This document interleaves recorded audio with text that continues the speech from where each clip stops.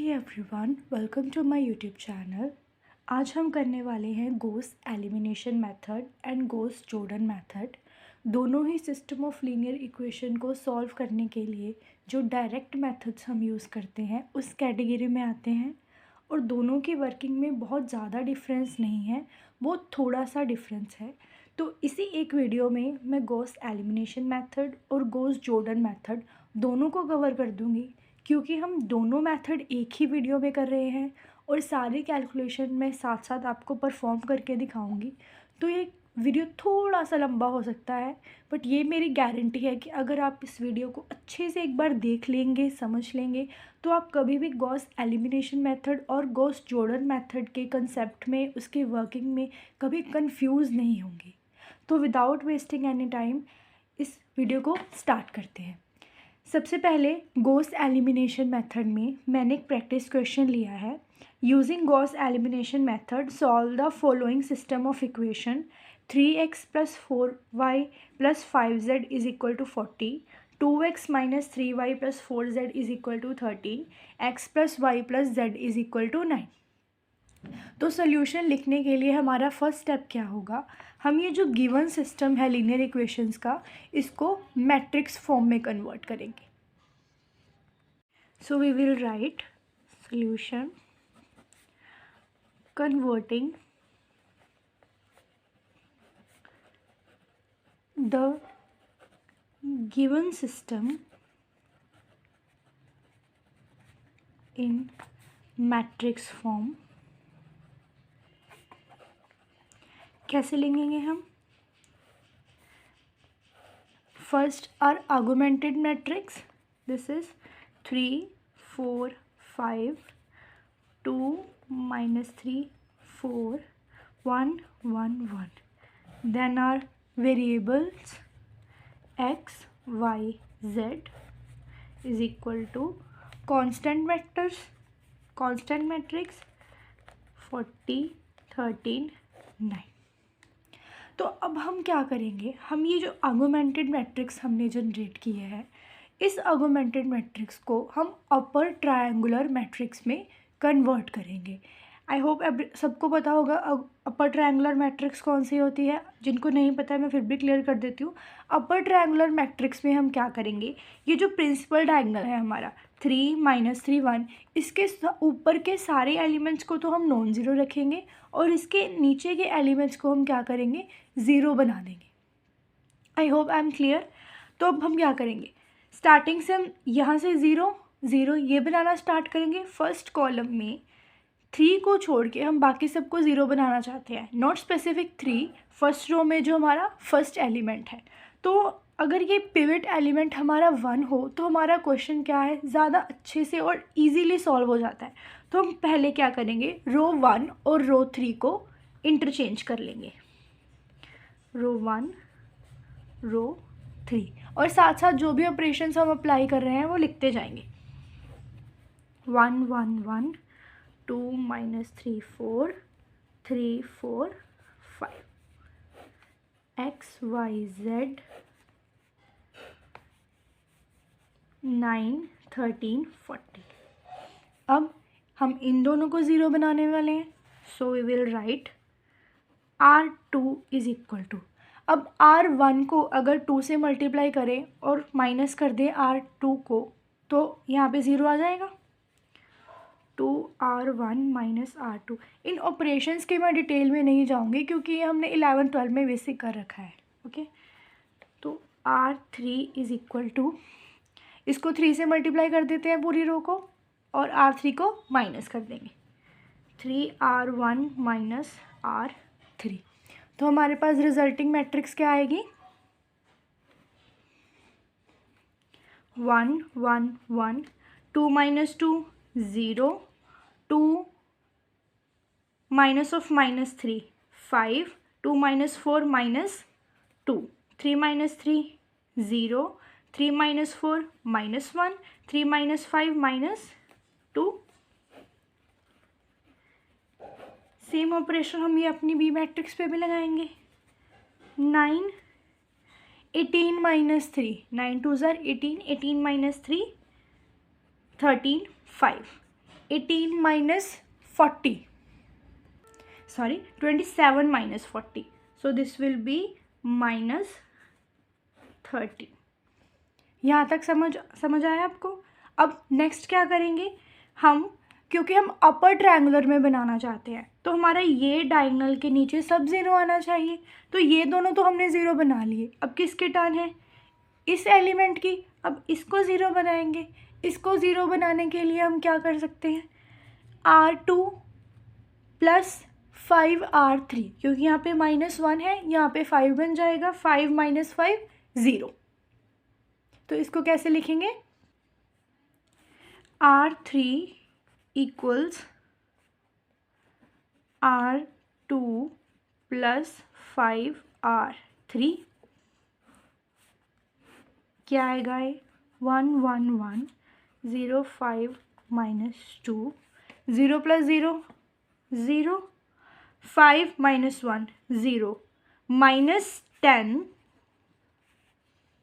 Minus plus 5 into -2, sorry यहाँ पे है हमारे पास -2, तो ये हमारा क्या बना -12 XYZ, और ये कांस्टेंट वेक्टर को भी हम चेंज कर लेंगे 9 5। नाउ 5 इंटू -13 इंटू 5 -65 प्लस 5 क्या आया हमारे पास -60। तो अब हमारा जो गिवन सिस्टम था, गिवन मैट्रिक्स फॉर्म में हमने सिस्टम लिया था, वो हमारा अपर ट्रायंगुलर में हो चुका है कन्वर्ट। अब हम क्या करेंगे, इक्वेशंस बनाएंगे। क्या आएगा first, -12Z is equal to -60, तो Z की वैल्यू क्या आई हमारे पास -60 upon -12, 5, Z is equal to 5। Second equation 5Y, जिनको नहीं पता ये मैं मैट्रिक्स मल्टीप्लिकेशन कर रही हूँ, -0 into x, 5 into y, -2 into z, 5 into y -2 into z, this is equal to 5। Now 5y -2 into z 5, 5y is equal to 5 plus 10, 15, y is equal to 3. Next x plus y plus z is equal to 9. 3 plus 5 is equal to 9. So x is equal to 9 minus 3 minus 5. x is equal to 1. तो हमारे पास required solution आया x is equal to 1, y is equal to 3 and z is equal to 5. तो हम यहाँ पे satisfy करवा के देख लेते हैं क्या था, 1 प्लस 3 प्लस 5, दिस इज 9, यहाँ पे 2 into 1 plus -3 into 3 plus 5 into 5, this will be 2 minus 9 plus 15, sorry minus, okay, यहाँ पे हमारे पास 4 इंटू 5 है, so this is 20, okay. 20 minus 9 minus 11, sorry 20 minus 9 11 plus 2 13. Next 3 into 1 plus 4 into 3 plus 5 into 5, this is 3 plus 12 plus 25. 25 and 12 37 plus 3 40, क्योंकि हमारे given x y Z की value हमारी तीनों equations को साइमल्टेनियसली सेटिस्फाई कर रही हैं, दैट मीन्स कि ये एक्स वाई जेड हमारा क्या है, रिक्वायर्ड सोल्यूशन। सो हम इसको लिख देंगे, और solution is x is equal to 1, y is equal to 3 and z is equal to 5। I hope आपको अच्छे से क्लियर हुआ होगा। किसी भी स्टेप पे आपको कहीं भी डाउट आया हो या कुछ समझ नहीं आया हो, आप मुझसे कमेंट सेक्शन में ज़रूर पूछ सकते हैं। तो अब आते हैं गॉस जॉर्डन मेथड की तरफ। गॉस एलिमिनेशन मेथड में हमने देखा कि हमने गिवन सिस्टम ऑफ इक्वेशन को मैट्रिक्स फॉर्म में कन्वर्ट किया और उसमें से जो ऑगमेंटेड मैट्रिक्स था उसको हमने अपर ट्रायंगल फॉर्म में कन्वर्ट किया। सही। तो अब गॉस जॉर्डन मेथड में क्या होगा? गॉस जॉर्डन मेथड में हम गिवन सिस्टम ऑफ इक्वेशन को मैट्रिक्स फॉर्म में कन्वर्ट करेंगे। मैट्रिक्स फॉर्म में कन्वर्ट करने के बाद जो हमारे पास ऑगमेंटेड मैट्रिक्स होगा उसको हम आइडेंटिटी मैट्रिक्स में चेंज करेंगे। जब हमने ऑपरेशंस लगाए थे तो हमने कहाँ स्टॉप कर दिया था? जब हमारी जो मैट्रिक्स थी ऑगमेंटेड मैट्रिक्स, उसको हमने अपर ट्रायंगुलर मैट्रिक्स में कन्वर्ट कर दिया। तो इसको हम कहाँ स्टॉप करेंगे? जब तक हमारी मैट्रिक्स पूरी आइडेंटिटी मैट्रिक्स में नहीं कन्वर्ट हो जाती। तो इसको स्टार्ट करने के लिए सबसे पहले हम इसकी मैट्रिक्स फॉर्म लिखेंगे। Matrix form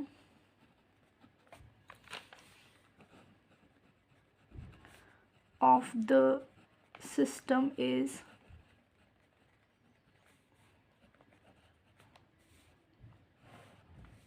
1 2 1 2 3 4 4 3 2 x y z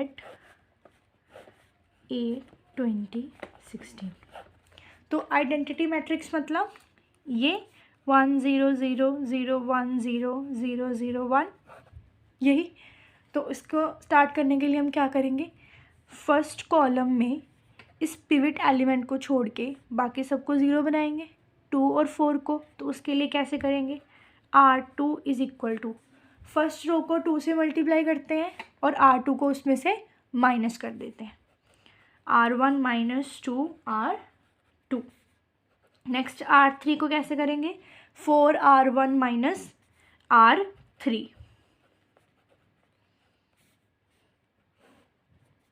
1 2 1,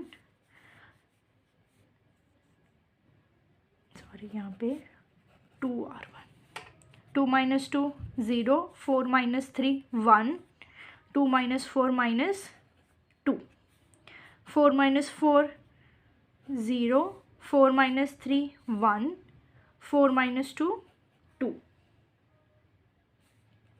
सही लिखा मैंने? Sorry 8 minus 3 5। मुझे लग रहा था मैंने यहाँ पे कुछ गलत किया है। तो ये हमारा पूरा सही है। इसको क्या लिखेंगे आगे? X y z. Same operations हम कहाँ लगाएंगे? यहाँ पे वाई वेक्टर में, जिसको हम कांस्टेंट वेक्टर बोलते हैं। 8 20 16, 8 16 minus 20, 2R1 minus R2, that will be minus 4, and 4R1 minus R3, 4 into 8 32, 32 minus R3 16, this will be 16। तो हमारा फर्स्ट कॉलम में इसको छोड़ के बाकी सब हो गए ज़ीरो। अब हम किसे बनाएंगे ज़ीरो? 5 को। तो 5 को ज़ीरो बनाने के लिए हम क्या कर सकते हैं? R3 is equal to, R1 को हमें 5 से मल्टीप्लाई करना पड़ेगा। 5R2, R2 को 5 से मल्टीप्लाई करना पड़ेगा। 5R2 माइनस R3, तो 5 माइनस 5 क्या हो जाएगा? 0। तो इसको लिखते हैं 1 2 1 0 1 minus 2 0, 5 minus 5 0, minus 10 minus 2 minus 12। आपको एग्ज़ाम में कैलकुलेटर अलाउड हो गए तो ये प्लस माइनस की टेंशन लेने की कोई ज़रूरत नहीं है। बट हाँ, ध्यान बहुत रखना पड़ेगा, क्योंकि जैसे मैंने यहाँ पे एक मिस्टेक की तो हो सकता है हमें रियलाइज़ ही ना हो कि हमने मिस्टेक की और हम इसी मिस्टेक से आगे बढ़ते जाएं तो दिक्कत हो सकती है। तो हर स्टेप करने के बाद उसको 1 मिनट के लिए अच्छे से एक बार चेक कर लेना। 1 मिनट भी नहीं लगेगा, 10 सेकेंड्स लगेंगे, बस अच्छे से एक बार चेक कर लेना। Next 8 minus 4। Now 5R2 minus 20 minus 16 minus R3. So this will be minus 36. Okay, तो अब क्या करेंगे, हमारा नेक्स्ट टारगेट क्या होगा, यहाँ पे 1 बनाना। यहाँ तक तो हमने वैसे ही स्टेप फॉलो किए हैं जैसे अपने अपर ट्रायंगुलर मैट्रिक्स बनाने में यूज़ किए थे। तो अब इसको 1 बनाएंगे। इसको 1 बनाने के लिए हम क्या कर सकते हैं, हम पूरी R3 को -12 से मल्टीप्लाई कर देंगे तो यहाँ पे क्या आ जाएगा 1। तो ऐसे करेंगे। So R3 is equal to R3/12। इसको कैसे लिखेंगे, 1 2 1 0 1 -2 0 0 1। This is x, y, z. 8 minus 4 and 3 आएगा, हाँ 3 आएगा। -36/-12 इज इक्वल टू 3। उसके बाद हमारा टारगेट क्या होगा, ये हमने अपर ट्रायंगुलर में कन्वर्ट कर लिया। अब हम जो डायगोनल के ऊपर के एलिमेंट्स हैं दीज 3, इनको टर्न बाय टर्न क्या करेंगे, 0 बनाएंगे। तो यहाँ तक पहुँच गए। अब क्या करेंगे, यहाँ पे जाएंगे, फिर यहाँ पे जाएंगे, फिर यहाँ पे जाएंगे। आप सीक्वेंस अलग नहीं कर सकते, क्योंकि अगर आप सीक्वेंस चेंज करने की कोशिश करोगे तो क्या हो सकता है कि आपने ये यहाँ पे जो 0 बनाया है वो क्या हो सकता है, आपका डिस्टर्ब हो सकता है, वो आपका हिल सकता है। तो हम क्या करेंगे, यहाँ पे हम पहुँच गए, फिर यहाँ पे, फिर यहाँ पे और फिर यहाँ पे। तो यहाँ पे हम इसको कैसे 0 बना सकते हैं, we can do R2 is equal to 2R3 plus R2, क्योंकि इसको 2 से मल्टीप्लाई ऐड करेंगे यहाँ पे 0 आ जाएगा। इसको 2 से मल्टीप्लाई करके ऐड करेंगे, ये 0 ही है तो 1 का 1 रहेगा। इन दोनों को ऐड करेंगे तो 0 ही रहेगा। तो हमारा जो यहाँ पे 0 बना है वो कहीं भी चेंज नहीं होगा, और यहाँ का जो 1 है ये भी चेंज नहीं होगा, ये जो 0 है ये भी चेंज नहीं होगा। तो ये हमारे लिए विन विन सिचुएशन है। तो क्या करेंगे, 1 2 1 0 0 1 2R3 plus R2, this is 0 1 2R3, 2 into 1 2 minus 2 0 x y z 8 3 2R3 6 minus 4 2। सही है, बन गया 0।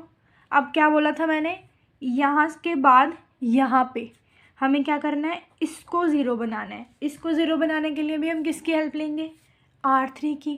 कैसे कर सकते हैं, 1 - 0 1 2 - 0 2 1 - 1 0। तो सिर्फ ये हिला और कुछ भी नहीं हिला। तो क्या करेंगे, R1 is equal to R1 minus R3। सही है, 1 - 0 1 2 - 0 2 1 - 1 0 0 1 0 0 0 1 x y z। नेक्स्ट 8 - 3 5 2 3। अब बचा ये 2, इसको क्या करना है, 0 बनाना है। इसको 0 बनाने के लिए हम किसकी हेल्प ले सकते हैं, इसको 0 बनाने के लिए हम हेल्प ले सकते हैं R2 की। क्या कर सकते हैं, R1 is equal to R1 - 2R2। क्या होगा, 1 - 2R2 1 ही रहेगा, 2 - 2R2 2 - 2, यहाँ पे 0 बन जाएगा। 0 - 0 तो वैसे ही 0 रहेगा, तो हमारा ये 1 हो जाएगा। कोई भी हमारे पास जो रिक्वायर्ड अनरिक्वायर्ड चेंजेस है वो नहीं होंगे। क्या लिखोगे, 0 1 0 0 0 1 1 - 0 1 2 - 2 0 0 - 0 x y z। नेक्स्ट 5 - 4 1 2 3। तो बन गई आइडेंटिटी मैट्रिक्स। डिफ़िकल्ट था कुछ, बिल्कुल नहीं, बस थोड़ा लेंदी होता है क्वेश्चन, बट इतना डिफ़िकल्ट नहीं होता अगर आप हर स्टेप को एक बार अच्छे से चेक कर लो, क्योंकि अगर चेक करके नहीं चलोगे तो कहीं से भी कुछ भी मिस्टेक होने के पूरे चांसेस हैं, क्योंकि काफ़ी ज़्यादा रो ऑपरेशंस हमें लगाने पड़ते हैं। तो हमारा रिक्वायर्ड सोल्यूशन क्या आया, x is equal to 1, y is equal to 2, z is equal to 3। Similarly जैसे हमने गॉस एलिमिनेशन मेथड में इसको यहाँ पे इक्वेशन में सिस्टम में पुट करके वेरीफाई किया था, आप सिस्टम में पुट करके वेरीफाई करो और कमेंट करके बताओ कि मेरा आंसर सही है या नहीं। हमने अब तक किया Gauss elimination method and Gauss Jordan method. Gauss elimination method में क्या था, हम गिवन आर्गुमेंटेड मैट्रिक्स को अपर ट्रायंगुलर मैट्रिक्स में कन्वर्ट कर रहे थे, और गॉस जॉर्डन मेथड में हम क्या कर रहे थे, गिवन आर्गुमेंटेड मैट्रिक्स को आइडेंटिटी मैट्रिक्स में कन्वर्ट कर रहे थे। आपको बस याद भी इतना ही रखना है, अगर आपको ये याद रह गया तो आप पेपर में आसानी से क्वेश्चन निकाल लोगे, आसानी से आपका सवाल हल हो जाएगा। तो अब बारी आती है इसके कंपैरिजन की, comparison of Gauss elimination and Gauss Jordan method. तो गॉस एलिमिनेशन और गॉस जॉर्डन मेथड में जब भी आपको पूछा जाए कि कौन सा जो मेथड है वो लीस्ट एक्सपेंसिव है, लेस एक्सपेंसिव है, और कौन सा मेथड मोर एक्सपेंसिव है। एक्सपेंसिव मतलब किस मेथड को हम इजीली कंप्यूट कर सकते हैं और किस मेथड को कंप्यूट करने में हमें लगेगी ज़्यादा मेहनत। तो ये हमने अपने क्वेश्चन में ही देख लिया, गॉस एलिमिनेशन मेथड ज़्यादा जल्दी और अच्छा सोल्व हो रहा था किससे, गॉस जॉर्डन मेथड से।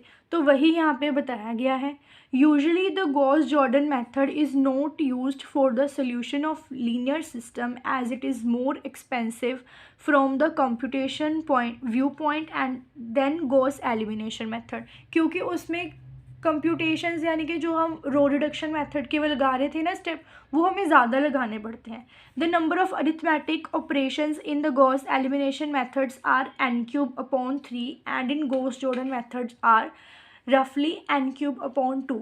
अब इस चीज़ को आप कैसे समझ सकते हो, कैसे याद रख सकते हो, जो हमने स्टेप्स लगाए उसमें तो हम गॉस एलिमिनेशन में तो हम कहाँ रुक गए, सिर्फ ट्रायंगुलर मैट्रिक्स बना के, अपर ट्रायंगुलर मैट्रिक्स बना के, बट गॉस जॉर्डन में हमें उससे आगे तक का काम करना पड़ा। तो उसमें जो स्टेप थे गॉस जॉर्डन में वो गॉस एलिमिनेशन से ज़्यादा थे। Also numerical errors are controlled more easily in Gauss elimination than Gauss Jordan method. Errors को हम ज़्यादा अच्छे से कंट्रोल कर सकते हैं। और मोर ओवर जब भी हमें कंप्यूटर पे लीनियर सिस्टम को सॉल्व करना है तो अभी हम क्या करेंगे, गॉस जॉर्डन मेथड को हम ज़्यादा प्रेफर नहीं करेंगे। किसको प्रेफर करेंगे, गॉस एलिमिनेशन मेथड को ही। आई होप आपको ये अच्छे से समझ आया होगा। मैंने अपनी पूरी कोशिश की कि मैं एकदम धीरे से एक्सप्लेन कर सकूँ, सारे पॉइंट्स कवर कर सकूँ, आपको याद रखने का तरीका बता सकूँ। अगर फिर भी आपको कहीं भी कोई भी डाउट हो तो आप मुझसे कमेंट सेक्शन में पूछ सकते हो। आपने अगर मेरा चैनल अभी तक सब्सक्राइब नहीं किया है, please subscribe to my channel. इस वीडियो को अपने फ्रेंड्स के साथ शेयर करो।